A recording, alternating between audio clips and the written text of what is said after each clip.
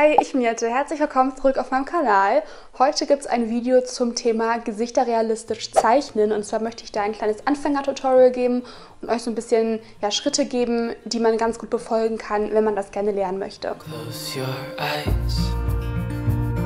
Dieses Video ist auch Teil meiner Paint With Me-Reihe, die ich zusammen mit Pandora mache. Und ich habe euch da auch mal die Playlist in der Infobox verlinkt. Da könnt ihr euch das letzte Video dazu auch noch angucken. Da haben wir Blumenillustrationen gemalt. Und ihr könnt ja immer abstimmen, was dann im nächsten Paint With Me-Teil thematisiert wird. Und heute sind es eben Gesichter. Ich zeige euch das Ganze anhand von 3 Schritten. Und der erste Schritt ist Proportionen. Und zwar muss man die erstmal verstehen, damit man Gesichter richtig zeichnet. Ich weiß nicht, ob ihr das vielleicht vom Kunstunterricht kennt oder aus Büchern, wo man zeichnen lernt. Es gibt immer so eine Art Gitter, die man über Gesichter legen kann und die eben dann zeigen, irgendwie, wie symmetrisch das ist. Und man kann das auch abmessen. Man kann den Abstand zwischen den Augen ungefähr festlegen, zwischen der Nase, dem Mund, dem Kinn. Und das geht eben mit Hilfe eines Gitters. Und zwar muss man da zuerst eine mittlere vertikale Linie anlegen und dann legt man eine horizontale drüber, also wie so ein Plus. Und daran richtet man eben das Gitter aus. Und dann kann man ungefähr Linien einzeichnen, wo dann die Augen drauf liegen, wo die Nase endet und wo die Mitte vom Mund ist. Und dann kann man eben ungefähr den Abstand erkennen. Das Gesicht ist ja auch eine ovale Form und keine runde Form so richtig. Und die Augen, die sind genau in der Mitte von dieser Form. Und viele malen die halt zum Beispiel zu weit oben oder zu weit unten. Und das finde ich immer ist eine ganz gute Richtlinie, um festzulegen, wo zum Beispiel die Augen beginnen. Und dann kann man sich von da aus eben orientieren. Ich muss zu diesem Gitter sagen, dass es halt eine sehr rechnerische Lösung ist und dass die nicht wirklich der Realität entspricht. Also die Gesichtshälften sehen immer verschieden aus, wenn man das zum Beispiel mal spiegelt. Also mein Gesicht ist asymmetrischer als bei den meisten Leuten. Aber wenn man das mal spiegelt, sieht man da halt hier, wie ungleich die Gesichtshälften eigentlich sind. Und das ist nicht nur bei mir so, das ist bei jeder Person so. Deswegen sind diese Gitter und diese rechnerischen Lösungen nicht immer die natürlich aussehendsten. Ich habe das hier mal ausprobiert und eine Bleistiftzeichnung angefertigt und mich eben an diesem Gitter orientiert. Ich finde es immer eigentlich ganz praktisch als Richtlinie, aber darüber hinaus finde ich das so voll okay, wenn man die Abstände nicht genau einhält, einfach weil das ja bei echten Gesichtern auch nicht der Fall ist. It's just something about the way that he's making me feel. My insides are out, I just wanna shout his name. My body's giving up on me, cause I don't know what to do with my fingertips. I wanna run up through his hair, but I'm trying not to stare. I get a little starstruck when I see him. I couldn't hate him even if I tried. Am I a little crazy to believe that I could wake up with him by my side? I know I could get his attention if I worked it all out. Ich habe hier bei der ersten Zeichnung mit Bleistift gearbeitet und dann später noch so mit Filzstift ein bisschen, ein paar stärkere Konturen hinzugefügt.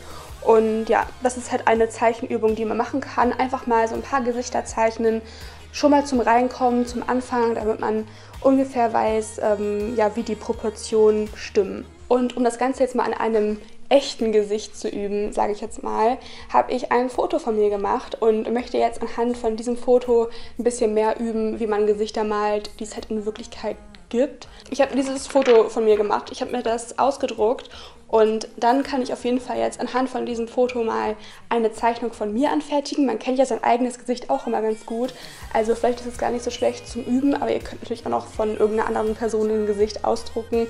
Da gibt es ja auch zum Beispiel auf Pinterest super viele verschiedene Bilder, wo man sich dann mal dran ausprobieren kann. Ich habe euch mein Pinterest auch meine Infobox verlinkt. Da habe ich auch ein paar Gesichter gesammelt, die ich zum Beispiel schon gezeichnet habe. Und der nächste Tipp ist jetzt eben, das Ganze mal abzupauschen. Ich finde das zum Üben schon gut, weil ich dann einfach das Bild an das Fenster ranlegen kann. Mit dem Papier lege ich da drüber und dann ziehe ich mit dem Bleistift die Umrisse nach. Ihr könnt es, wenn ihr fortgeschritten seid, natürlich auch einfach freihand machen. Das wäre auf jeden Fall die schwierigere Variante. Aber weil das eben ein Anfänger-Tutorial ist, versucht es mal einfach mal abzupauschen. Ich bin Teil der Pandora Creators und teile in dieser Paint With Me Videoserie meine Leidenschaft für Kunst und Kreativität. Pandora hat super schönen Schmuck, den ihr vielleicht auch schon an mir entdeckt habt. Ich trage den super gerne und es gibt jetzt auch eine Sommerkollektion von Pandora mit Millie Bobby Brown. Die arbeitet nämlich auch zusammen mit Pandora und hat diesen Schmuck gestaltet. Ihr kennt ja sicherlich die kleinen Anhänger für die Armbänder und Ketten, die es von Pandora gibt. Und die gibt es jetzt auch in der Pandora Me-Reihe in kleineren und filigraneren Versionen. Und die persönlich gefallen mir sehr gut. Ich trage zum Beispiel dieses Armband jeden Tag, ich nehme es nie ab. Und da sind jetzt ein paar kleine Charms hinzubekommen. Die kann man nämlich richtig cool an diesen kleinen Elementen befestigen. Man kann es eben super individuell gestalten und austauschen. Diese kleinen Charms gibt es in super vielen Motiven und alles, was ich trage, habe ich auch nochmal in der Infobox verlinkt, wenn ihr jetzt irgendwas seht, was euch gut gefällt. In Millis Kollektion sind halt super viele sommerliche Motive, also zum Beispiel Seesterne, eine Welle, eine Ananas. Oder es gibt zum Beispiel auch kleine Ohrstecker, die super süß gestaltet sind, die auch nochmal passend zu den Charms designt sind. Ihr seht während des Videos wie ich das Ganze kombiniert habe. Ich trage auch zum Beispiel hier verschiedene Ringe oder Ketten. Also all das passt auf jeden Fall gut zusammen. Jedenfalls starte ich, nachdem ich mir eine Bleistiftskizze angefertigt habe, mit den verschiedenen Hauttönen. Und da verwende ich nicht nur eine Farbe, sondern super viele verschiedene.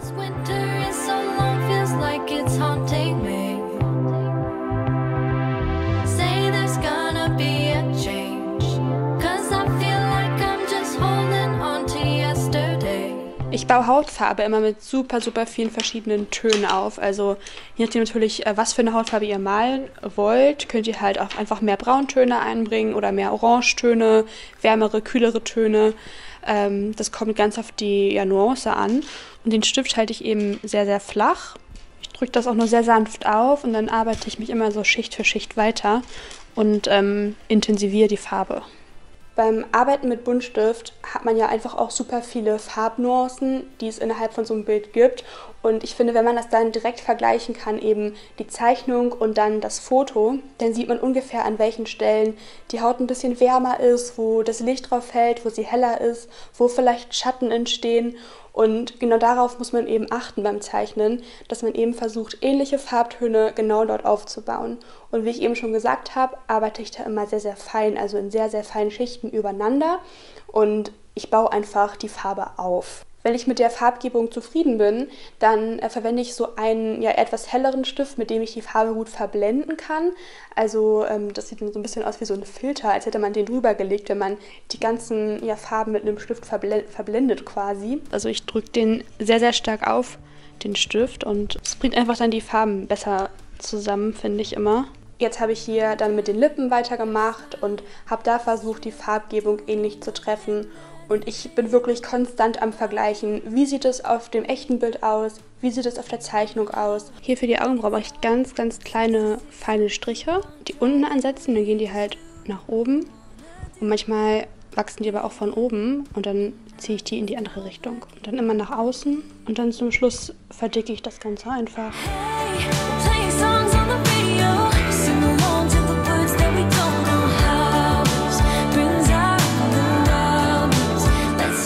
Habe ich mit den Augen weitergemacht. Bei den Augen achte ich immer ganz genau auf die Lichtpunkte. Also ihr seht in der Pupille oder auch in der Iris sind manchmal so kleine weiße Stellen, die durch Reflexion entstehen und die geben einfach viel mehr Lebendigkeit.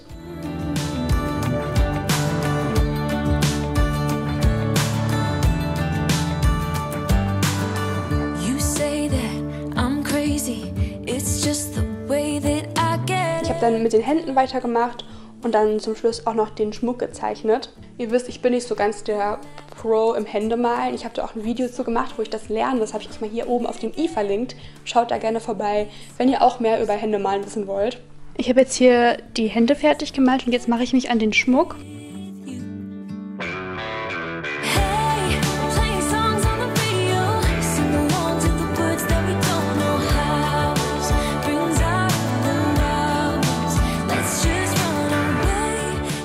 Aber so allgemein kann ich eigentlich nicht oft genug sagen, dass Zeichnen Übungssache ist. Gesichter zeichnen ist vor allem einfach super schwer. Und deswegen, macht euch nicht zu viel Druck, wenn das beim ersten Mal nicht so klappt. Ich mache das wirklich schon länger und auch meine Zeichnung sieht nicht genauso aus wie das Foto, was auch vollkommen normal ist. Und man kann auf jeden Fall noch ein bisschen was rausholen, aber ich bin schon echt happy mit meiner Zeichnung.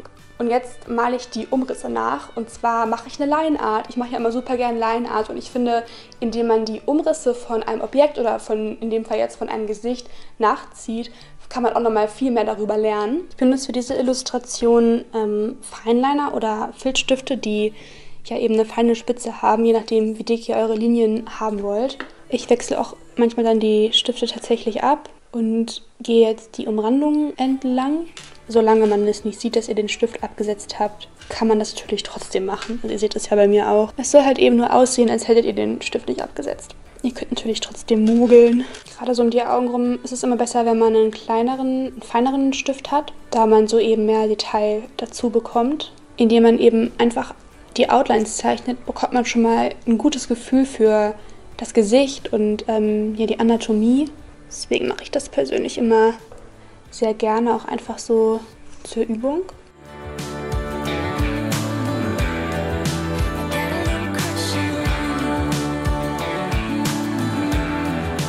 Und die Haare mache ich dann meistens wirklich immer erst zum Schluss dazu. Ja, und so einfach entsteht eine Line-Art-Illustration. Ich finde es auf jeden Fall cool zu sehen, auch gerade jetzt im Vergleich zu dem Originalfoto, was ich von mir gemacht habe. Es sieht jetzt vielleicht nicht realistisch aus, aber dafür ist es halt eine Zeichnung, die richtige Proportion hat und die zu meinem echten Gesicht passt.